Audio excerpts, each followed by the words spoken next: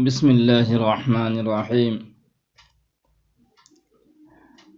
Corona virus سے بچنے کے کچھ مسنون اعمال یہ ہیں۔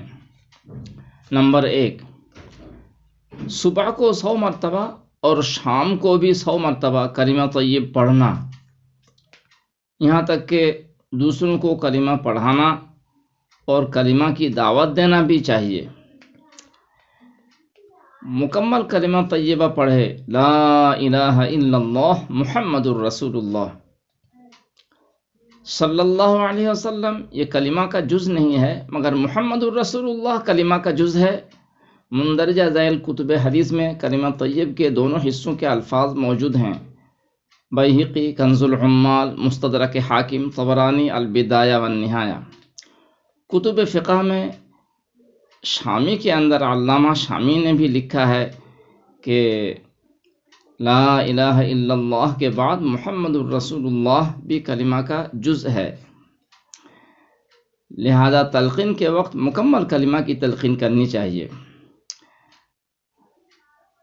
نمبر 2، روزانہ گھر کی تعلیم کی مجلس میں تجوید القرآن کی محنت ہو، پھر حدیث کی کوئی معتبر کتاب بھی پڑھی جائے۔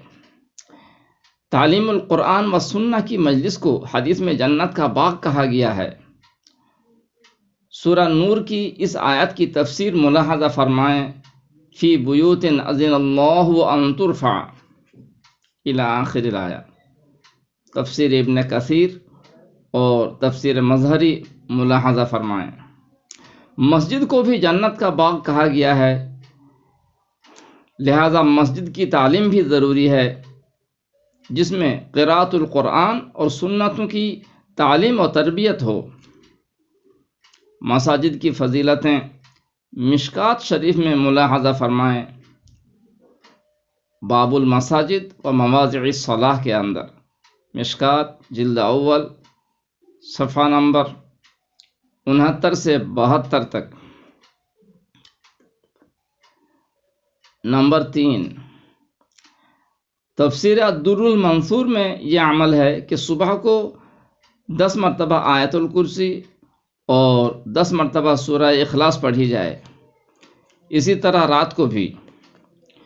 دوسری حدیثوں کی روشنی میں پتہ چلتا ہے کہ یہ قرات بآواز ہو، تجوید کے ساتھ ہو، یقین و اخلاص کے ساتھ ہو، پڑھنے کے وقت معنی کا دھیان رکھا جائے۔ صبح کو سورہ یاسین اور رات کو بھی سورہ یاسین پڑھی جائے۔ رات کو بھی سورہ یاسین پڑھنے کی فضیلتیں تفسیر مظہری میں ملاحظہ فرمائیں۔ نمبر 4، پنجگانہ نمازوں کے بعد، خصوصاً فجر اور مغرب کی نماز کے بعد اور رات کو سونے سے پہلے سورہ اخلاص، سورہ فلق، سورہ ناس پڑھ کر مسنون طریقے پر بدن پر ہاتھ پھیرنے کا عمل پابندی سے کریں۔ حدیث کی مشہور اور معتبر کتابوں میں اس کی تفصیل موجود ہے۔ بندہ کی طرف سے یوٹیوب پر اسلامی حفظان صحت کا اردو مضمون بھی آ چکا ہے، ملاحظہ فرمائیں۔ نمبر 5، افضل وقت میں تہجد کی نماز پڑھ کر دعا کرنا۔ 2 دعائیں ایسی ہیں کہ دعا کرنے کے بعد قبول ہونے کا اعلان اللہ جل جلالہ خود فرماتے ہیں۔ ایک سورہ فاتحہ کی دعا، اس لیے کہ اس کا دوسرا نام سورۃ الدعاء بھی ہے۔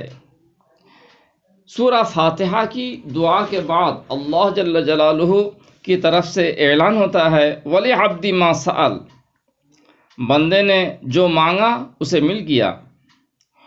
تفصیل صحیح مسلم میں دیکھیں۔ صحیح مسلم کا پورا نام المسند المختصر